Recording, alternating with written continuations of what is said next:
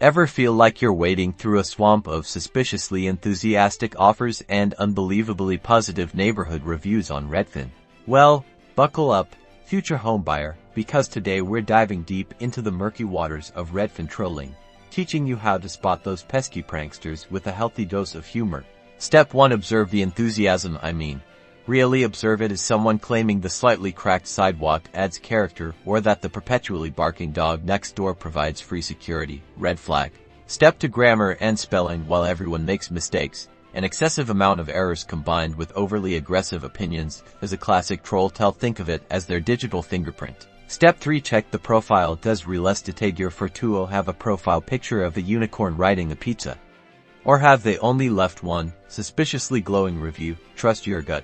Step 4. Don't feed the trolls. Engaging with them only encourages their behavior. Instead, flag the comment for review by Redfin or simply move on to a less opinionated listing. Step 5. Remember, laughter is the best defense. If you can't beat them, join Euro in laughing at their ridiculous attempts to derail your home buying dreams. So, stay vigilant, stay humorous, and happy house hunting. Now go forth and conquer the Redfin comment section, armed with your newfound troll detecting superpowers.